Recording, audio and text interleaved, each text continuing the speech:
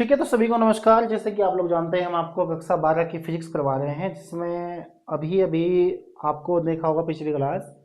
उसमें हमने आपको वैद्युत फ्लक्स के बारे में पढ़ा था और साथ साथ में शायद घनकोण और क्षेत्रफल सदिश के बारे में बताया है, और शायद एक वैद्युत फ्लक्स से संबंधित न्यूमेरिकल भी बताया था हमने, यदि आपने देखा होगा ध्यान से। वो एनसीईआरटी का न्यूमेरिकल था। अब देखिए, जो अगला टॉपिक है, जैसे कि हमने पिछली क्लास में आपको बताया था, वो है आपके पास में गॉस की प्रमेय। और बहुत ही इम्पोर्टेंट टॉपिक है, मैं समझता हूँ कि बहुत ज़्यादा इम्पोर्टेंट है। और इस चैप्टर का ये मानिए कि आपको ये तो परीक्षा की दृष्टि से भी इम्पोर्टेंट है, और वैसे भी स्टेटमेंट कहीं भी पूछ लिया जाता हो, ऑप्शनल भी। तो ध्यान दीजिए, अब आपको हम गॉस की प्रमेय के बारे में बताते हैं कि क्या होती है और क्या नहीं होती है। ठीक है, तो हेडिंग है गॉस की प्रमेय। साथ साथ में आप भी हेडिंग लिखते रहिए।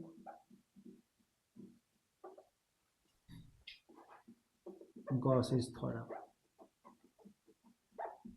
ठीक है, साथ साथ में आप लोग भी हेडिंग लिखते रहिए ताकि कोई प्रॉब्लम ना हो।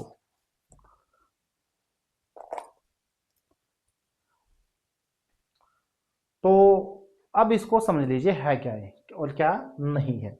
देखिए, सबसे पहले तो आप ये समझिए कि जो वैज्ञानिक गॉस है, इसने अपनी जो प्रमेय दी थी, ये दी थी बंद पृष्ठों पर। किस पर दी थी? बंद पृष्ठ। जैसे कि ये एक पृष्ठ है, ये बंद पृष्ठ हो जाएगा, क्योंकि कहीं से भी कोई अगर ये है तब बंद पृष्ठ नहीं है, क्योंकि ओपन हो चुका है। मेन बात ये है। तो बंद पृष्ठ को भी आपको समझना है कि बंद पृष्ठ का मतलब होता क्या है। ठीक है, तो जैसे कि ये जरूरी होगा कि ये देखो, एक बात और भी समझिए कि जब पृष्ठ बंद है तो जरूरी नहीं कि उसकी शेप सर्कल में हो, चाहे वो किसी भी कर्व में हो, चाहे इस टाइप से हो, अंडाकार हो, किसी भी वर मतलब शेप चाहे किसी भी आकृति में क्यों ना बनी हो, कोई दिक्कत वाली बात नहीं है। बस ये है कि वो बंद होनी चाहिए, क्योंकि गॉस की प्रमेय में इसने जो गॉसियन पृष्ठ बोला वो उसी को बोला है जो बिल्कुल बंद होता है। ठीक है, अब इसमें आप चाहे वो गेंद ले लो, आप समझो कोई स्टोन है आपके पास, पत्थर, वो भी सेम है, कोई खाली कोई वस्तु है इस टाइप की करके। ठीक है, और मानने की बात है, इस पर कोई आवेश है, सपोज कीजिए इस बंद पर, इस पृष्ठ पर कोई आवेश है, उस पूरे पर फैला हुआ है कितना, क्यों आवेश है। और इस बंद पृष्ठ का हमने एक छोटा सा हिस्सा लिया है, जिसको हम इसको अल्पांश भाग बोलेंगे। ठीक है, ये क्या है, इसका अल्पांश भाग है, जिसका क्षेत्रफल आपने पढ़ा भी है, डी ए वेक्टर है। ठीक है, और इसकी दूरी है यहाँ से, सपोज कीजिए ऐसे बना लीजिए, चाहे आप पूरा ही दिखा दो, कोई दिक्कत नहीं है, इतनी बड़ी कोई समस्या वाली बात नहीं है। आर कितनी दूरी है? आर। और ये जो ई वेक्टर है, इसके एंगल से बनाता है थीटा कोण। कितना एंगल बना रहा है जी? थीटा है। और ये है आपका डी ओमेगा। सही है। चित्र में क्या है? चित्र में आपके पास में ये एक बंद पृष्ठ है। बंद पृष्ठ को हमेशा पूरा बंद ही बनाना है। ठीक है, और इस पृष्ठ पर अंदर कहीं पर एक बिंदु स्थित है जिस पर आवेश आपका प्लस क्यू है, वैसे ये पूरे पे फैला हुआ है। इसी पर जो ना, इससे हमने आध दूरी पर एक बिंदु पी लिया है, जहां पर ये अल्पांश भाग है इतना सा, और इसका क्षेत्रफल है ये वेक्टर, जो यहाँ से जो वैद्युत क्षेत्र निकलेगा, इसके कारण जो वैद्युत क्षेत्र आवेश प्लस क्यू कर रहे हैं, उसकी दिशा के कारण ये कितना एंगल बनाता है? थीटा एंगल बना रहा है। ठीक है, ये तो चित्र के बारे में है। अब प्रमेय क्या है, गॉस ने क्या बताया है? देखिए, गॉस ने क्या बताया है कि निर्वात में स्थित, देखो निर्वात का जिक्र करना जरूरी है, क्योंकि निर्वात नहीं होगा तो फिर एप्सिलॉन आर का मान कुछ भी हो जाएगा, तब उसके केस में एक होता है। ठीक है, इसलिए जरूरी है कि निर्वात में स्थित किसी बंद पृष्ठ से, किसी, जब आवेश है तो वहां पर वैद्युत फ्लक्स भी तो होगा ना, सीधी सी बात है। तो निर्वात में स्थित किसी बंद पृष्ठ से गुजरने वाला वैद्युत फ्लक्स, वैद्युत फ्लक्स उस पृष्ठ से परिबद्ध, परिबद्ध का मतलब होता है उसके चारों ओर जो जुड़ा हुआ आवेश है, परिबद्ध आवेश का 1/ε0 गुना होता है। मतलब इस चीज को आप ऐसे लिखते हैं कि फाई ई इक्वल टू होता है आपका, जो आवेश है इसका कितना गुना होता है? 1/ε0 गुना होता है। ठीक है, पर में क्या है, एक मिनट में आपको लिखवा देता हूं तो तब और भी ज्यादा समझ में आएगी। देखिए, इस प्रमेय के अनुसार सबसे पहले तो ये लिखेंगे,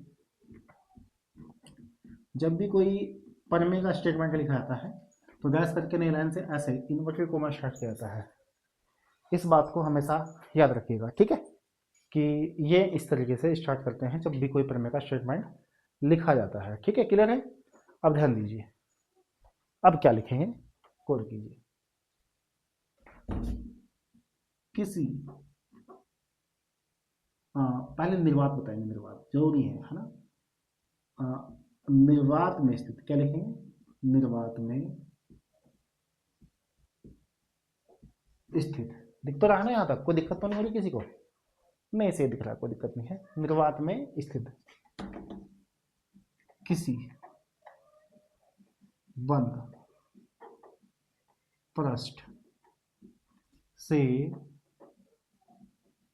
गुजरने वाला वैद्युत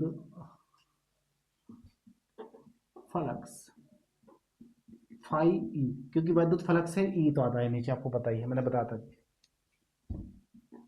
उस पृष्ठ से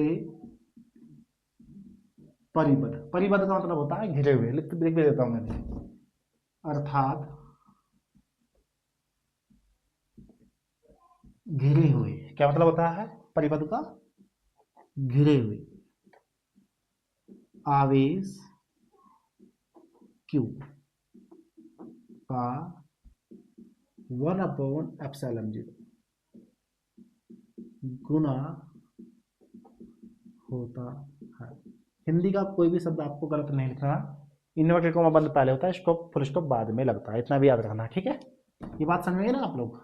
और कोई भी शब्द गलत मत लिखना। देखिए यही परिभाषा लिखी हुई है जो मैंने आपको सबसे शुरू में बताया है। क्या बताया था कि निर्वात में स्थित किसी बंद पृष्ठ से गुजरने वाला वैद्युत फ्लक्स फाई उस पृष्ठ से परिबद्ध, ये जो प्लस क्यू परिबद्ध करना, चार ओर दिखा हुआ है, प्लस क्यू का कितना गुना आता है, 1/ε0 गुना होता है। और ε0 के बारे में मैं आप लोगों को पढ़ा चुका हूँ, पिछला जो क्लासे हैं उसमें आपने ध्यान से देखा होगा, ऐसा कुछ नहीं है कि मैंने आपको इसके बारे में पढ़ाना हो, ठीक है। तो अब देखिए क्या लिखेंगे हम, और अर्थात करके लिख देगा। अर्थात इसका मतलब, अर्थात होता है कि इसका अर्थ क्या है, जो फाई है वो 1/ε0 है, गुना है किसका, क्यू का। तो क्या होगा फाई इक्वल टू, बताइए, Q/ε0, ठीक है। मात्रक तो पता है ना आपको क्या आता है फाई का, अभी अभी तो पढ़ा था न्यूटन में किसका प्रति कूलम। कोई प्रॉब्लम वाली बात तो नहीं ना, कैसे आता मात्रक, हमने आपको पिछली ही क्लास में पढ़ाया भी है इसके बारे में, कोई दिक्कत वाली बात नहीं होनी चाहिए आपको बिल्कुल भी, ठीक है। इसका एक मात्रक और भी आएगा, वो हम आपको बताएंगे बाद में, वो होता है वोल्ट मीटर, बताइए आपको जब आएगा ना दोबारा तब समझा देंगे हम कैसे कैसे आ रहा है, ठीक है।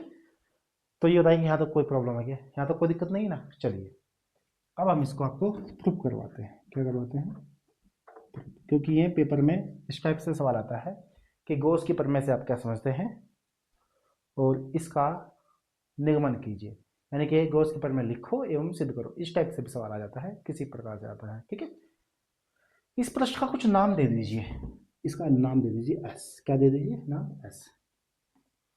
लिखेंगे कैसे समझ लीजिए, देखिए सबसे पहले क्या लिखेंगे, माना एस एक बंद पृष्ठ है, एस एक क्या है, बंद पृष्ठ है, जिसे गॉसियन पृष्ठ कहते हैं। भाई इतना तो बताना, क्योंकि जब गॉस की परिभाषा कर रहे हैं उसमें गॉसियन पृष्ठ का जिक्र करना भी अवश्य है। तो क्या लिखेंगे कि माना एस एक बंद पृष्ठ है जिसे क्या कहते हैं, गॉसियन पृष्ठ कहते हैं, और इस पर इसके बिंदु ओ पर, इसके बिंदु ओ पर, सॉरी इसके बिंदु ओ पर एक आवेश प्लस क्यू स्थित है, ठीक है, जिससे आर दूरी पर स्थित बिंदु P, जिससे आर दूरी पर स्थित एक बिंदु P है जहां अल्पांश भाग का क्षेत्रफल डी वेक्टर है, क्लियर है, डी वेक्टर है जो वैद्युत क्षेत्र ई वेक्टर की दिशा के साथ थीटा कोण बनाता है। बस इतना लिखना है। देखिए भाषा में कोई सी लाइन आगे पीछे हो जाए, कुछ शब्द आगे पीछे हो जाए, कोई दिक्कत नहीं, चलता है, लेकिन जो लिखा हो बस उसको एग्जैक्ट लिखना जरूरी होता है, ठीक है।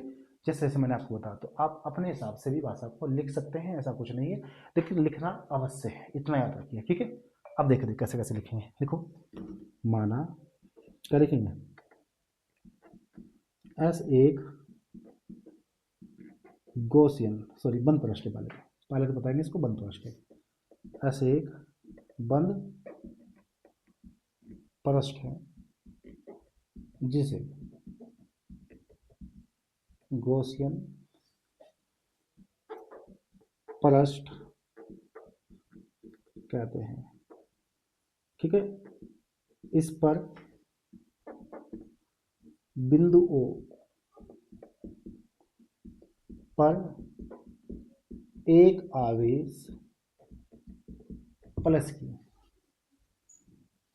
स्थित है, जिससे स्मॉल r दूरी पर स्थित बिंदु पर स्थित एक बिंदु P है। ऐसे लिखो, एक बिंदु P है। ठीक है, जहां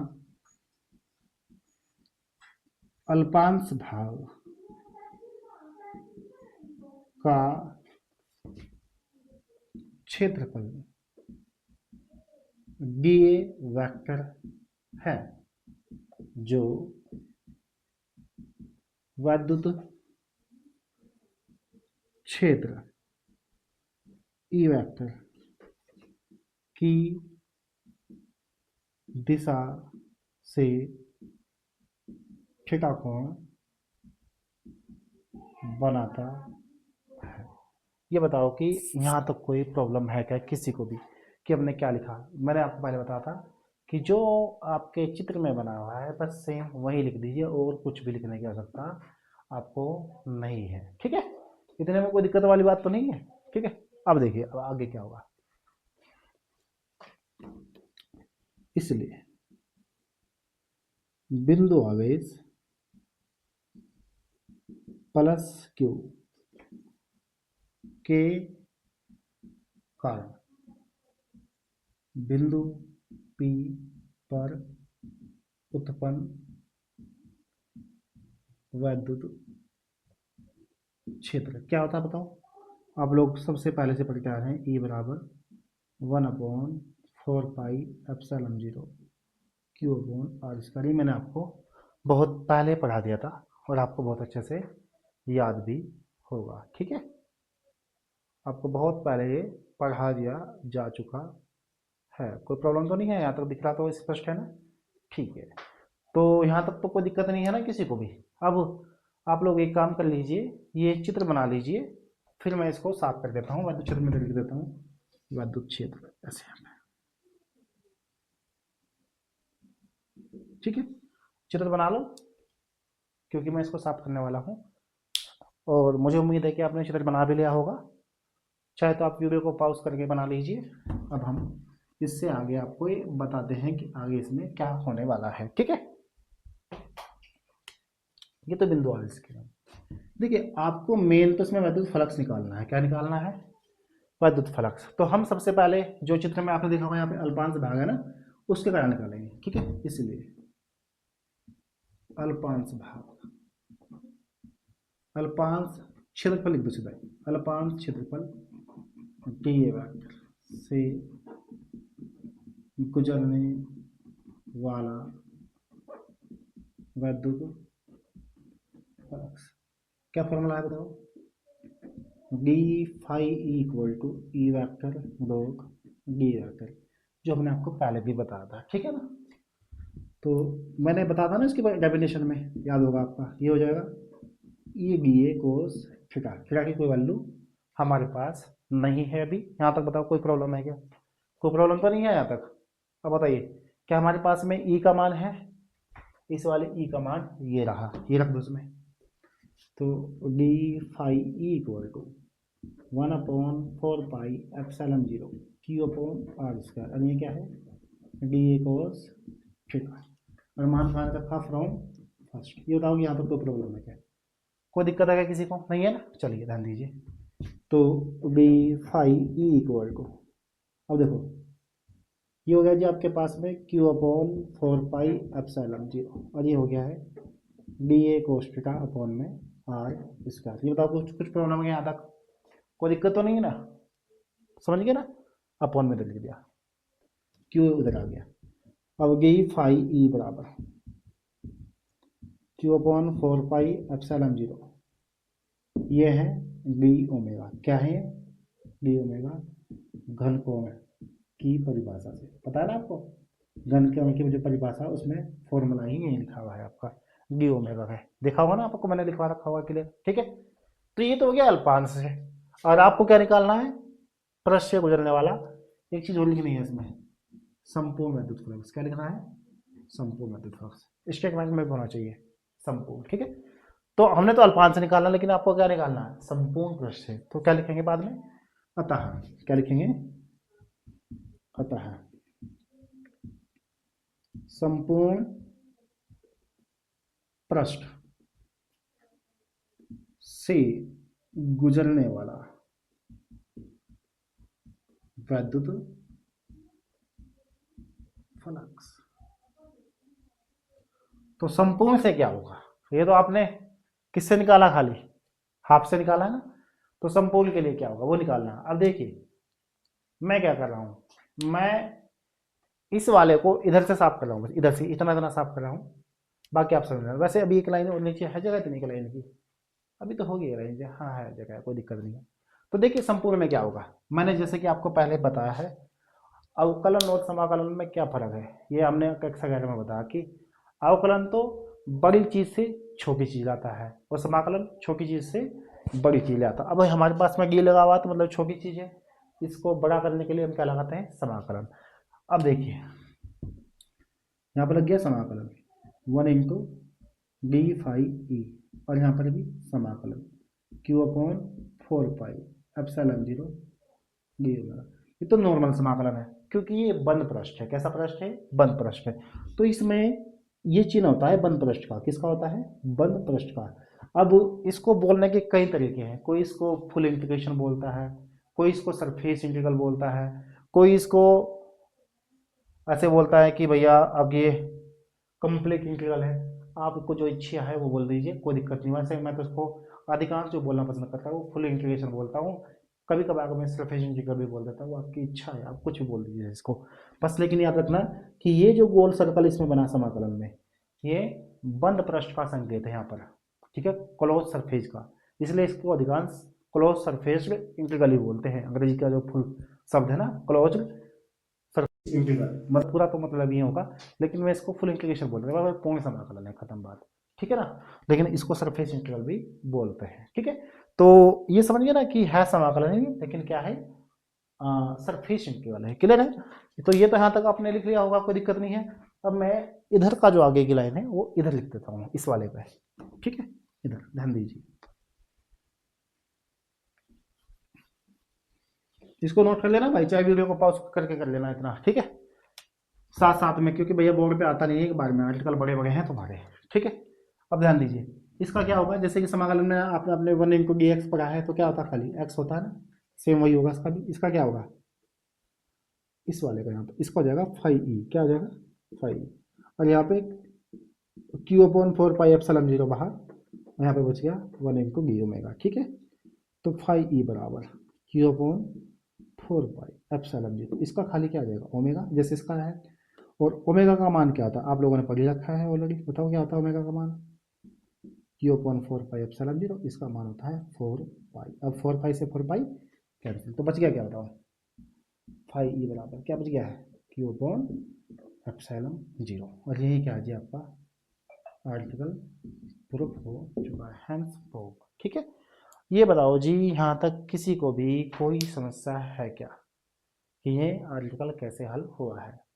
मुझे लग रहा है कि यहाँ तक तो किसी भी बच्चे को किसी प्रकार की भी कोई दिक्कत नहीं होगी, ठीक है। और मुझे लग रहा है कि भाई दिक्कत होनी भी नहीं चाहिए। यदि आपको दिक्कत हो रही है ना, तो तब समस्या का विषय है, क्योंकि ये बिल्कुल इसकी शुरुआत है, ठीक है ना। ये क्या है, इसकी शुरुआत। अब हम आगे चल करके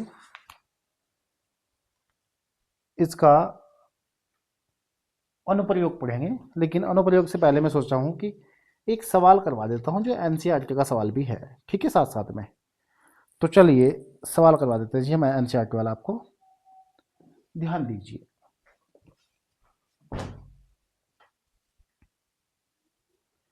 तो मुझे लग रहा है कि आपने गॉस की प्रमेय का आर्टिकल बहुत अच्छे से समझ लिया होगा, और यदि वो आपको एक बार समझ में नहीं आता है तो आप उसको दोबारा से भी कर सकते हैं, ठीक है।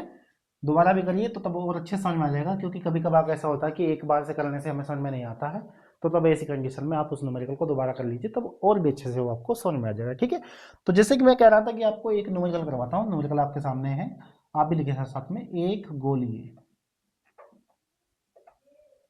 गॉसियन पृष्ठ द्वारा, ये भैया न्यूमेरिकल है, एनसीईआरटी का है, गॉसियन पृष्ठ द्वारा। इस बार ना हम ज़्यादातर हम ना आपको एनसीईआरटी के जितने भी न्यूमेरिकल ना सभी के सभी करवा देंगे, क्योंकि पेपर में कभी कभार ज़्यादातर एनसीईआरटी का हिस्सा ही ज़्यादा आता है और एनसीईआरटी के न्यूमेरिकल ज़्यादा आते हैं, इसलिए हम एनसीईआरटी का आपका कोई भी न्यूमेरिकल नहीं छुड़वाएंगे। और यदि धोखे से कोई आपका एनसीईआरटी का न्यूमेरिकल रह जाता है तो आप हमें कमेंट में बताइए और हम आपको उसको न्यूमेरिकल को भी हल करवा देंगे। ठीक है, पृष्ठ द्वारा परिबद्ध आवेश, एक गोलीय गॉसियन पृष्ठ द्वारा परिबद्ध आवेश। ठीक है, क्या है, 8.85 गुणा 10 की पावर माइनस 8 कूलाम है, 8.85 गुणा 10 की पावर माइनस 8 कूलाम है। दिख तो रहा सही ना, कुछ ऊपर नीचे तो नहीं हुआ ना? ना सही है अभी तो। ठीक है, आगे क्या है, गणना कीजिए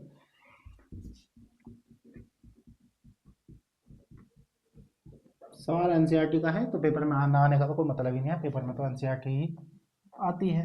फर्स्ट क्या है, गॉसियन पृष्ठ से निकलने वाला विद्युत फ्लक्स, एक तो निकालना है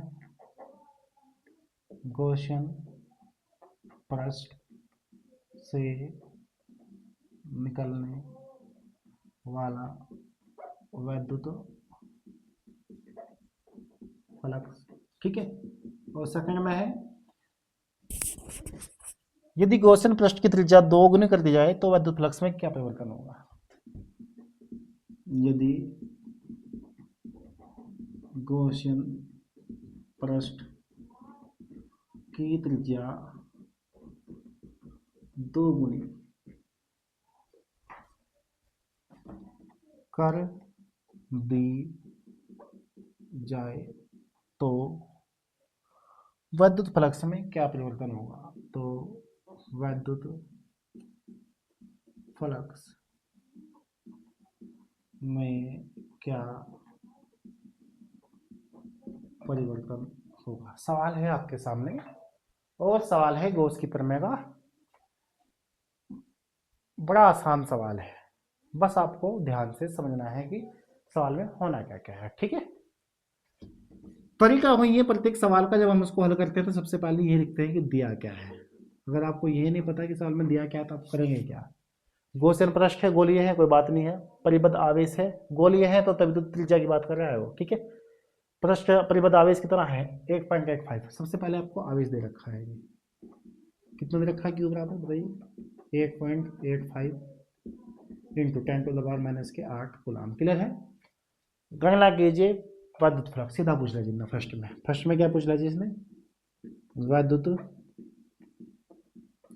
फ्लक्स फाई आपको निकालना है। क्लियर है, क्या निकालना है जी आपको, फाई ई। ठीक है, तो बताइए कैसे निकलेगा, आप लोग जानते ही हैं, अभी अभी तो पढ़िए आपने, सीधा गॉस के बारे में लगाओ, इसलिए गॉस की प्रमेय से बताओ क्या होती है गॉस की प्रमेय, phi equal to Q upon epsilon 0। ये तो है गॉस की प्रमेय, या कुछ और है। ठीक है, अब चलो मान रख दो, बहुत आसान सवाल है। फाई वैल्यू कितनी है 8.85 गुणा 10 की पावर माइनस के 8, इसकी वैल्यू कितनी है 8.85 गुणा 10 की पावर माइनस के कितनी होती है 12। इस चीज़ को मत भूल जाना भाई, मात्रक क्या आता है न्यूटन मीटर स्क्वायर प्रति कूलम्ब स्क्वायर, क्योंकि फाई बहुत ज़्यादा इस्तेमाल होता है। क्लियर है, इससे क्या हो गया कैंसिल, तो क्या बचेगा फाई ई बराबर 10 की पावर माइनस के बराबर या किसकी हुई प्लस की, तो 10 की पावर क्या आ गया 4, मात्रक क्या होगा न्यूटन मीटर स्क्वायर प्रति कूलम्ब। ये बताओ कि यहाँ तक कोई दिक्कत है क्या किसी को भी, ये कैसे निकला है बोलो, कोई प्रॉब्लम तो नहीं है ना। मुझे लग रहा है कि यहाँ तक कोई प्रॉब्लम नहीं होनी चाहिए किसी को भी। ठीक है, अब इसी का एक सेकंड पार्ट है, उसमें क्या करना है, यदि गॉसियन पृष्ठ की त्रिज्या दुगुनी कर दी जाए तो विद्युत फ्लक्स में क्या परिवर्तन होगा। त्रिज्या की बात कर रहा है, पहले देखिए क्या इस फॉर्मूले में कहीं पर त्रिज्या है क्या, क्या इस फॉर्मूले में कहीं पर त्रिज्या आकर आर नहीं है ना? इसका मतलब क्या है कि विद्युत फ्लक्स त्रिज्या आर पर निर्भर नहीं करता है, इसलिए चाहे त्रिज्या 2 गुनी करो, 3 गुनी करो, आधी करो, तिहाई करो, कुछ फर्क नहीं पड़ने वाला, विद्युत फ्लक्स सेम टू सेम रहेगा। बस ये लिखना आपको, ठीक है। बस एक बात लिखनी है, चूंकि विद्युत फ्लक्स त्रिज्या पर निर्भर नहीं करता है, नहीं करता है, इसलिए फ्लक्स में कोई परिवर्तन नहीं होगा। ये बात लिखने का एक नंबर है, एक का ये है, एक का ये है। आ रही नहीं बात समझ में? 2 नंबर का सवाल है, ठीक है। तो ये बताओ कि यहाँ तक किसी को कोई प्रॉब्लम है क्या? बताइए, किसी को भी कोई प्रॉब्लम है क्या? यहाँ तक कुछ भी दिक्कत आ रही है क्या किसी को भी? ठीक है, बताओ, ठीक है। तो मुझे लग रहा है कि यहाँ तक तो आप लोगों को कोई प्रॉब्लम नहीं होगी। और ये आपका यहाँ पर आपका गॉस की प्रमेय भी हो गई है, साथ साथ में गॉस की प्रमेय से संबंधित एक आर्टिकल भी आपका हो गया है, ठीक है। अब हम आपको करवाएंगे जो आपके पास में अगला टॉपिक है, उसका नाम है गॉस की प्रमेय के अनुप्रयोग, यानी कि एप्लीकेशंस ऑफ गॉसिस थ्योरम, ठीक है, अंग्रेजी में बोलेंगे। और आप लोग चाहे लिख लीजिए कहीं ना कहीं, चाहे हरी डाल लो आप लोग, गॉस की प्रमेय के अनुप्रयोग। और जिसमें पहला उपयोग है गॉस की प्रमेय की सहायता से कूलाम के नियम का सिद्धिकरण। मैं सीधा पहला नहीं डालूंगा, बस मैंने आपको बता दिया कि अगला जो टॉपिक है वो गॉस की प्रमेय के अनुप्रयोग है, मतलब उपयोग है उसके। और जैसे कि आप लोगों ने अभी अभी पिछले जो पार्ट था इसमें पढ़ा था आपने, उसके रेखीय आवेश घनत्व लैम्बडा, आवेश आवेश का पृष्ठ घनत्व क्या था? सिग्मा, और आयतन घनत्व क्या था? रो। उन तीनों का आर्टिकल मिलेंगे, जिसमें एक लंबाई में होगा वो, और पृष्ठ में होगी चादर कोई शीट, और आयतन में होगा कोई ठोस वस्तु, है ना, फिर कोई गोलाकार वस्तु, ठीक है। तो अब वो उनमें इसका तीनों में ही उपयोग मिलेगा आपको, ठीक है। लेकिन जो सबसे पहला उपयोग है वो है आपके पास में गॉस की प्रमेय की सहायता से कूलाम के नियम का सिद्धिकरण, ठीक है। तो हर इन जो डालेंगे आप, नंबर 1 है अनुप्रयोग है भैया ये, ठीक है। चाहे आप ABC करके भी डाल सकते हैं भैया, हरिंग है, एक डालो ABC डालो, कोई दिक्कत नहीं है। पेपर में तो सीधा सीधा सवाल आने वाला है कि गॉस की प्रमेय की सहायता से कूलाम के नियम का सिद्धिकरण कीजिए। सवाल तो वहाँ पे ऐसा आएगा, या कूलाम के नियम का निगमन कीजिए। वहाँ पर थोड़ा ये ABC पूछेगा, वहाँ तो सीधा सवाल देगा आपको, आपको सीधा करना है, ठीक है। चलो लिखिए, देखिए हारेंगे गॉस की प्रमेय की सहायता से कूलाम के नियम का निगमन लिख दो, सिद्धिकरण लिख दो, कुछ भी लिख दो, जो भी आपको, या उत्पत्ति लिख दो, जो भी आपकी इच्छा ना वो लिख दीजिए, ठीक है। अब करवाते हैं इसको, ठीक है। तो हम करवा रहे हैं जी, हम आपको क्या कूलाम का नियम, जैसे कि आप लोग जानते हैं कूलाम के नियम के बारे में तो आपको याद होगा ना, पिछली बार हमने आपको पढ़ाया क्या है, दोनों आवेशों के गुणनफल के समानुपाती और बीच की दूरी के वर्ग के वही समानुपाती, ये तो है। बस अब आप आपको सिद्ध करवाएंगे। देखो 2 आवेश है ना, आपको बिना उसके नहीं हो पाएगा। सपोज कीजिए ये बिंदु O है जिस पर एक आवेश प्लस Q रखा है, ठीक है। और यहाँ पर एक बिंदु P है और जिसकी दूरी यहाँ से सपोज कीजिए आपकी R है। कितनी दूरी है? R। इसको केंद्र मान लीजिए और एक पृष्ठ खींच दीजिए, गोली पृष्ठ, ठीक है। ये जोड़ी है खिंचाई, भाई गोल होना चाहिए, मुझसे तो थोड़ा इतना गोल नहीं बना, आप लोग गोल बना लेना इसको, ठीक है। और यहाँ पर है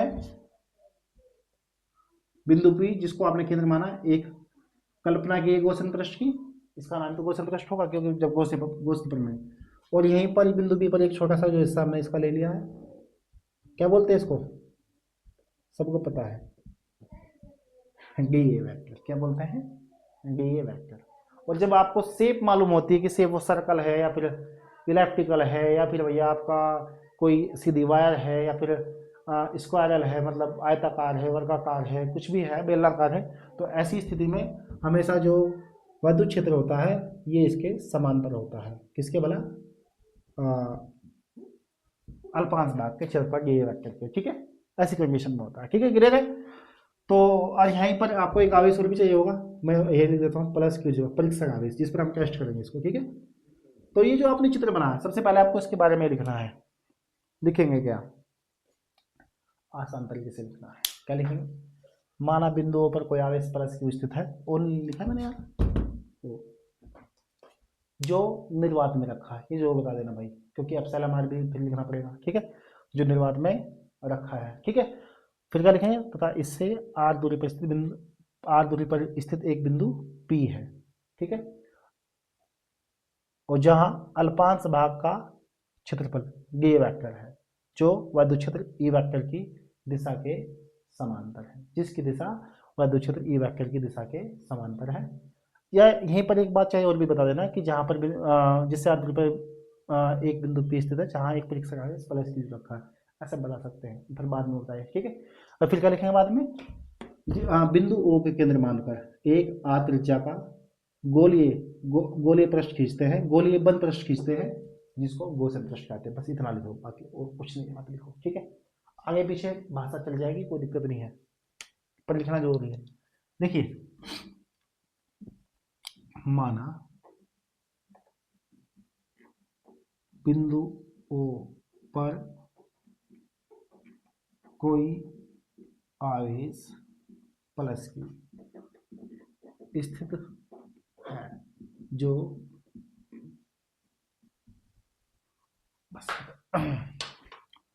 जो निर्वात में रखा है, जिससे आर दूरी पर स्थित एक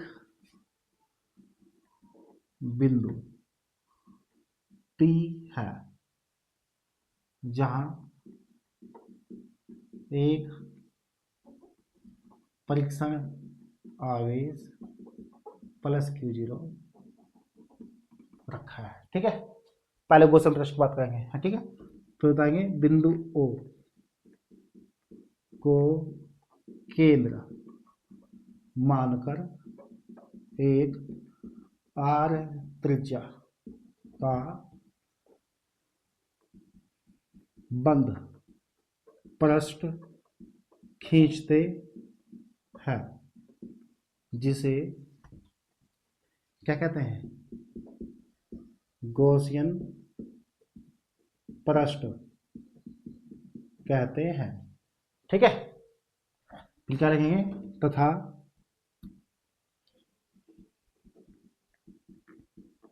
बिंदु P पर अल्पांश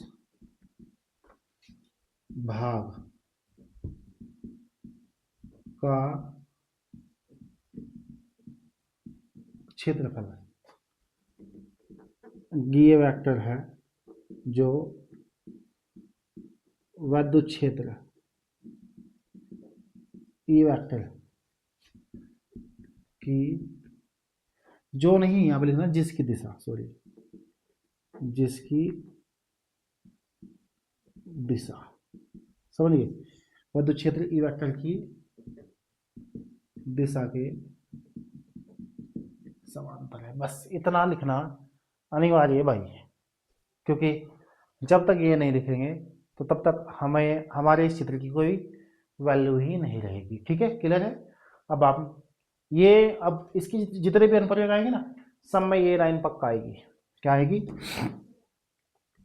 तब चित्रानुसार, ये बात तो पक्का लिख लेंगे, ठीक है। और क्या लिखना है, अल्पांश भाग, क्या है, या अल्पांश क्षेत्रफल लिखो सीधा ही, अल्पांश क्षेत्रफल डी वेक्टर से गुजरने वाला विद्युत फ्लक्स। ये जो लाइन है हर एक आर्टिकल में आएगी, याद रखना, ठीक है, जितने भी अनुप्रयोग होंगे।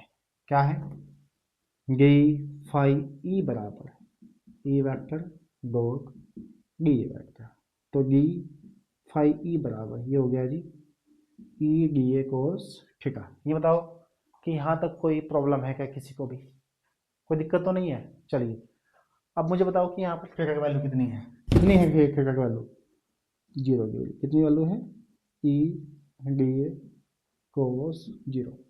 कोई प्रॉब्लम तो नहीं है, 0 मैंने कहाँ से रखा, क्योंकि वो समांतर है ना। अब मैं भैया चित्र साफ कर देता हूँ, ठीक है, चित्र आप लोग बना लीजिए, नहीं बना तो बना लीजिए, क्लियर है। चलिए अब ध्यान दीजिए आगे क्या होगा इसमें, इससे आगे भाई मैं पहले यहाँ पे कर रहा हूँ, फिर मैं उधर करूँगा, ठीक है। तो बी फाइव ई बराबर ई डी ए, इसकी वैल्यू हो गई है 1, ठीक है। तो डी फाइव ई बराबर कितना आ गया है, ई डी ए। कोई प्रॉब्लम तो नहीं है। जब ये आएगा तो एक लाइन ये भी आपको याद रखनी है, ये तो आता अल्पांश इसलिए लिख देना, और बाद में लिख देना अतः संपूर्ण, क्योंकि हमें संपूर्ण से निकालना ना, गोस की प्रमेय होती ही संपूर्ण के अलावा, अतः संपूर्ण पृष्ठ से गुजरने वाला वैद्युत फ्लक्स। तो क्या होगा, ये लग गया जी आपका सरफेस इंटीग्रल है ना, यानी कि फुल इंटीग्रेशन है ना, ई वेक्टर डॉट, अब ये डी हो गया वेक्टर हो गया है ना, इसका खाली क्या आ जाएगा फाइव, इसका ई बाहर, इसका खाली 1 इंटू ए का क्या आ जाएगा, ए आ जाएगा। क्लियर है। अब ध्यान दीजिए, अब होगी भैया गॉस की प्रमेय इस्तेमाल, फाइव ई तो सेम रखो, बता जी फाइव ई का मान क्या है गॉस की प्रमेय से, क्यू अपॉन एप्सिलॉन जीरो ई ए, कहाँ से रखा ये मान, गॉस की प्रमेय से, ठीक है। ये जो मान है फाइव ई का कहाँ से रखा, गॉस की प्रमेय से। अच्छा अब ध्यान दीजिए, क्यू अपॉन एप्सिलॉन जीरो ई, ए क्या है, ए है उसका गोले का पृष्ठीय क्षेत्रफल। अब बताओ गोले का पृष्ठीय क्षेत्रफल क्या होता है, क्योंकि बात पृष्ठीय हो रही है ना, तो गोले का पृष्ठीय क्षेत्रफल क्या होता है बताओ, कभी खाली क्षेत्रफल, ये सर्कल नहीं है कभी पाई आर स्क्वायर, बता दो, ये है गोला, क्योंकि ये पृष्ठ है, तो गोले का पृष्ठीय क्षेत्रफल क्या होता है बताओ, 4 पाई आर स्क्वायर, क्या आता है 4 पाई आर स्क्वायर, ठीक है। अब बोलो क्या होगा, ई बराबर हो गया है क्यू अपॉन एप्सिलॉन जीरो और इनटू में आ गया 4 पाई आर स्क्वायर, समझ गए। ये इसके लिए चलेगा, तो इसको हम क्या लिख सकते हैं, ई बराबर 1 upon 4 pi epsilon zero Q upon R square, इसको फर्स्ट मान लीजिए। ये साथ साथ में यहाँ पर आपका क्या निकल गया है, विद्युत क्षेत्र की तीव्रता भी निकल गई है, आप लोग देख भी रहे होंगे है ना, कोई प्रॉब्लम वाली बात तो नहीं। यहाँ तक जरा नोट कर लीजिए। अब मैं थोड़ा सा इधर से साफ करूँगा भाई, ठीक है, थोड़ा सा मैं इधर से साफ करूँगा, आप तब तक हिंदी विंदी लिख लीजिए इसकी, मैं थोड़ा इसको इधर से साफ कर रहा हूँ कि इससे आगे क्या होगा यहाँ, ठीक है। इधर से साफ कर रहा हूँ मैं, इधर से, बाकी आप लिख लेना अपने आप, कोई दिक्कत नहीं है, ठीक है। अब आगे देखिए क्या होगा, हमें तो कूलाम का नियम करना है ना, किसका करना कूलाम का नियम, तो हम बात करेंगे बिंदु टी पर, यदि बिंदु चूंकि लिख दो ना, चूंकि हमने तो मान लिया था उसको, चूंकि बिंदु पी पर परीक्षण आवेश कौन सा है, प्लस क्यू जीरो है, इसलिए कूलाम के नियम से, किसके नियम से भाई, कूलाम का नियम तो सिद्ध करना है, कूलाम का नियम क्यों लगा रहे हो, इसलिए विद्युत क्षेत्र की परिभाषा लगाओ ना, विद्युत क्षेत्र की परिभाषा से, ठीक है ना ये बात, क्योंकि कूलाम का नियम सिद्ध कर रहा है, कूलाम का नियम नहीं रखना, ठीक है। क्या होता ई बराबर एफ अपॉन क्यू जीरो, पढ़ा ना, ये तो है विद्युत क्षेत्र की परिभाषा। तो ई बराबर सॉरी एफ बराबर क्यू जीरो इनको में ई, और एफ बराबर क्यू जीरो सेम, ई की वैल्यू क्या है वो रही 1 upon 4 pi epsilon zero Q upon R square, from कहाँ से आमान, फर्स्ट से, कोई दिक्कत तो नहीं है बताओ। अब बराबर क्या हो गया 1 upon 4 pi epsilon zero Q zero upon में आर स्क्वायर, बताओ यहाँ तक कोई दिक्कत आ रही है, कैसे आएगा। वैसे तो आर्टिकल सिद्ध हो गया आपका, यहाँ पर आप यहीं पर भी लिख सकते हैं कि यहीं पर कूलाम का नियम है, लेकिन एक लाइन और बढ़वाऊंगा, क्या है, चूंकि 1 अपॉन 4 पाई एप्सिलॉन जीरो ये होता है कांस्टेंट, क्या होता है, आप सबको उसका मान भी पता है क्या है ना, और इक्वल टू हमने के मान लिया, क्या मान लिया इसको हमने, के माना, ठीक है।